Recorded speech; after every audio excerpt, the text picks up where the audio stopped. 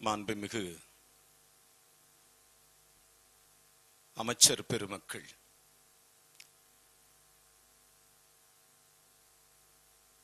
அருமைக்குரிய அண்ணன் செங்கோட்டையன் அவர்களே, மாண்புமிகு அமைச்சர் அருமைக்குரிய சகோதரர் ஆனந்த் அவர்களே, மாண்புமிகு அமைச்சர் அருமை நண்பர் ஆதவ் அர்ஜுனா அவர்களே, IUML இயக்கத்தின் சார்பாக அமைச்சராக எனக்கு முன்னாலே பேசி அமர்ந்திருக்கிற என் அன்பிற்கினிய சகோதரர் ஷாஜகான் அவர்களே, மற்றும் இன்று கூடியிருக்கிற மாண்புமிகு சட்டமன்ற உறுப்பினர்களே, உங்கள் அனைவருக்கும் காங்கிரஸ் பேரியக்கத்தின் சார்பாக என்னுடைய மனமார்ந்த நன்றிகளும் வாழ்த்துக்களும் வணக்கங்களும் தெரிவித்துக் கொள்வதிலே மகிழ்ச்சி அடைகிறேன். இன்று மாலை நாம் நடத்தி கொண்டிருக்கிற கூட்டம் என்பது மிகவும் முக்கியமான கூட்டம். இன்று இந்த கூட்டத்தினுடைய பொருள் மிகவும் சக்தி வாய்ந்த ஒரு பொருள். மாண்புமிகு தமிழக முதலமைச்சர் அவர்களுடைய கடினமான உழைப்பு, கடினமான தியாகத்தின் பலனால் இளைஞர்களின் ஆட்சி தமிழகத்திலே ஏற்பட்டிருக்கிறது. இந்திய வரலாற்றில், உலக ஜனநாயகத்தில் இப்படி ஒரு அரசியல் கட்சி தமிழகத்தில் உருவாகி இருக்கிறது என்பது உலகத்திலே இருக்கிற அனைத்து பத்திரிகைகள், உலகத்திலே இருக்கிற அனைத்து ஊடகங்கள் அனைத்திலும் முதன்மை பிடித்த ஒரே தலைவர் தான் தளபதி விஜய் அவர்கள். உலக நாடுகளுக்கு, எந்த நாடுகளுக்கு சென்றாலும் சரி, எந்த மூலைக்கு சென்றாலும் சரி, எல்லா பத்திரிகைகளும் தலைப்புச் செய்தி, எல்லா அரசியல் கட்சி தலைவரிடம் நம்மோடு விவாதிப்பது உங்கள் மாநிலத்தின் முதலமைச்சர் யார், உங்கள் மாநிலத்தின் முதலமைச்சர் யார் என்று கேட்கிற பொழுது 3 எழுத்து மந்திரம் மாண்புமிகு விஜய் என்று சொல்லுகிற பொழுது உலகமே அதிர்ந்து கொண்டிருக்கிறது. காரணம், உலகத்தில் நடைபெற்றிருக்கிற மாபெரும் அரசியல் மாற்றம் தமிழ் மண்ணிலே தான் நடைபெற்றிருக்கிறது என்கிற செய்தி உலகளவில் பரப்பப்பட்டிருக்கிறது. நண்பர்களே, நான் திருவாரூர் மாவட்டத்தினுடைய பொறுப்பு அமைச்சர். இங்கே இருக்கிற அமைச்சர்களை காட்டிலும், இங்கே இருக்கிற சட்டமன்ற உறுப்பினர்களை காட்டிலும் நேற்று நடந்த அநாகரிகமான செயல் என்பது கண்டிக்கப்பட வேண்டிய செயல். முதல் குரல் கொடுக்க வேண்டியவன் திருவாரூர் மாவட்டத்தினுடைய பொறுப்பு அமைச்சர், காங்கிரஸ் கட்சியினுடைய விஸ்வநாதன் என்பதை இந்த நேரத்திலே பதிவு செய்ய விரும்புகிறேன். வேற எந்த மாவட்டத்திலையும் போய் பேசல எதிர்கட்சி தலைவர். எதிர்கட்சி தலைவர் டெல்டா மாவட்டத்தில் போய் பேசியிருக்கிறார். இந்திய நாட்டில், குறிப்பாக தமிழ்நாட்டில் பெண்களை தெய்வமாக வணங்குகிற மாநிலம் இது. நிலமகள் என்று தான் பெண்ணை அழைப்போம். கங்கை, யமுனை, காவிரி, நர்மதா என்று பெண்களை வர்ணிக்கிற இந்த தாய் மாநிலம் தமிழ் மாநிலம். தமிழ்நாட்டில் பெண்களை நாம் தெய்வமாக வணங்குகிறோம், தாயாக வணங்குகிறோம், தங்கையாக வணங்குகிறோம், தன் சகோதரியாக வணங்குகிறோம். ஆனால் தாய் தமிழ்நாட்டில் திராவிட இயக்க கட்சிகள், குறிப்பாக திராவிட முன்னேற்ற கழகம் அநாகரிகமான செயலை ஆரம்பித்து வைத்திருக்கிறது. இன்றல்ல நேற்றல்ல நண்பர்களே, கடந்த பல ஆண்டுகளாக கொச்சை தமிழில் பெண்களை அவமானப்படுத்தி பேசுகிற தமிழ் மொழியை கற்றுக் கொடுத்தவர்களே திராவிட முன்னேற்ற கழகத்தை சார்ந்தவர்கள் என்பதை நீங்கள் மறந்துவிடக் கூடாது. நான் ஒரு செய்தியை இந்த அரங்கத்திலே பதிவு செய்ய விரும்புகிறேன். பெருந்தலைவர் காமராஜருடைய ஆட்சி நடக்கிறது. எங்கள் மாவட்டம் காஞ்சிபுரத்தை சேர்ந்த ஓவி அழகேசன் என்கிற ஒரு அமைச்சர் இருக்கிறார். அவர் மத்தியத்தில் ரயில்வே துறையினுடைய இணையமைச்சர். மாண்புமிகு லால் பகதூர் சாஸ்திரி அவர்கள் மத்தியத்தினுடைய அமைச்சர், ரயில்வே அமைச்சர். அரியலூரில் ஒரு ரயில் விபத்து ஏற்படுகிறது. ரயில் விபத்து ஏற்பட்டவுடன் திராவிட முன்னேற்ற கழகம் எப்படி அழைக்கிறார்கள் தெரியுமா? அரியலூர் அழகேசா. எப்படி? அரியலூர் அழகேசா, நீ ஆண்டது போதாதா, மக்கள் மாண்டது போதாதா என்கிற கொச்சையாக வர்ணிக்கிற ஆற்றல் படைத்தவர்கள் தான் திராவிட முன்னேற்ற கழகத்தை சார்ந்த தோழர்கள், தொண்டர்கள், இயக்கத்தினுடைய தலைவர்கள். அது மட்டுமல்ல, சோழவந்தானில் பொன்னம்மாள் என்கிற ஒரு சட்டமன்ற உறுப்பினர் இருந்தார். நிலக்கோட்டையினுடைய 6 முறை சட்டமன்ற உறுப்பினர் பொன்னம்மாள் அவர்கள்.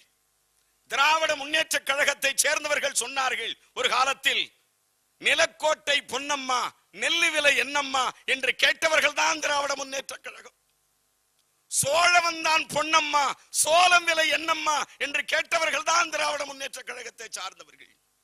பேசுகிற பொழுது அருமைக்குரிய அருமை அண்ணன் வருவாய்த்துறை அமைச்சர் பேசினாரே, நாக்கில் நரம்பு இல்லாத பேசுகிற திராவிட முன்னேற்ற கழகம்.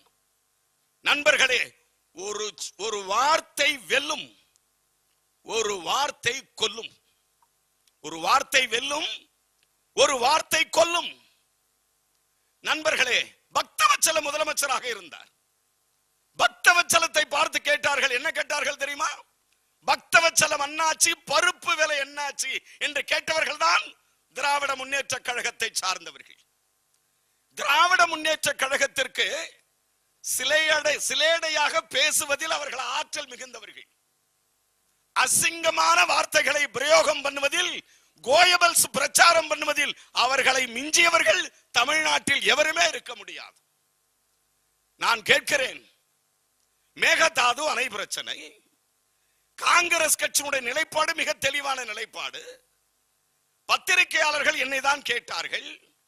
நான் தான் பத்திரிகையாளர்களுக்கு சொன்னேன், டி.கே. சிவக்குமார் கர்நாடகத்தினுடைய முதலமைச்சராக இருக்கிற அருமைக்குரிய நண்பர் டி.கே. சிவக்குமார் இருக்கிறார். என்னை காங்கிரஸ் கட்சியினுடைய அமைச்சர், உங்களுடைய பதில் என்ன என்று கேட்டார்கள். நான் சொன்னேன், டி.கே. சிவக்குமார் எனது நண்பர். டி.கே. சிவக்குமார் முதலமைச்சர் எனது நண்பர். காங்கிரஸ் கட்சி ஆட்சியை செய்து கொண்டிருக்கிறது. ஆனாலும் கூட கர்நாடக அரசாங்கத்தால் மேகதாது அணை கட்டுவதற்கு ஒரு செங்கல்லை கூட எடுத்து வைப்பதற்கு காங்கிரஸ் பேரியக்கம், அன்பிற்குரிய முதல்வர் தளபதி விஜய் தலைமையில் இருக்கிற அரசாங்கம் ஒருபோதும் அனுமதிக்காது என்பதை கடுமையான சொற்களால் பயன்படுத்தியவன் காங்கிரஸ் கட்சிக்காரன். தளபதியோடு நாங்கள் நிற்கிறோம், தளபதியோடு நிமிர்ந்து நிற்கிறோம், தளபதியோடு எந்த யுத்தத்திற்கும் தயாராக நாங்கள் இருக்கிறோம். முக்கியமான செய்தி நண்பர்களே, தோழர்களே, நடந்து முடிந்திருக்கிற நேற்றைய சம்பவம் என்பது தமிழக வரலாற்றில் பெண்களை கேலி கூத்தாக, கேவலமாக, இழிவாக பேசுகிற அநாகரிகமான செயலுக்கு சொந்தக்காரர் தமிழகத்தினுடைய எதிர்க்கட்சி தலைவர். அவர்களுடைய பேச்சுக்கு இன்று கண்டனத்தை காங்கிரஸ் பேரியக்கம் வலிமையாக தெரிவித்துக் கொள்கிறது. எந்த விதமான மாற்றம் இல்லை. இது ஜனநாயக நாடு. ஜனநாயக நாடு என்று சொன்னால் உங்கள் விருப்பத்திற்கு போல் பேசுவது ஜனநாயகமா? உங்கள் விருப்பம் போல் பேசுவதுதான் ஜனநாயகமா? ஜனநாயகத்திற்கு ஒரு எல்லை உண்டு.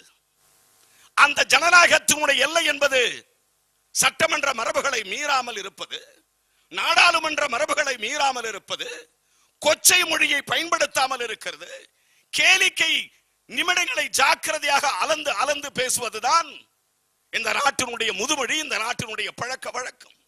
ஆனால் எதிர்க்கட்சி தலைவரினுடைய நேற்றைய பேச்சு, நேற்றைய வழிமுறை, நேற்றைய போக்கு என்பது தமிழக பெண்களால், தமிழக மக்களால் கண்டனத்துக்குரிய மாபெரும் பாதக செயல் என்பதை உணர்ந்து கொள்ள வேண்டும்.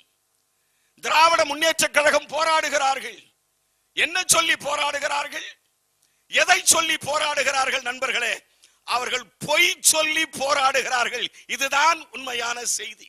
ஆனால் தளபதி விஜய் சார் அவர்களின் பின்னால் இருக்கிற நாம் நிஜத்தை சொல்லி தலை நிமிர்ந்து நின்று கொண்டிருக்கிறோம். அதுதான் அவர்களுக்கும் நமக்கும் இருக்கிற வித்தியாசம்.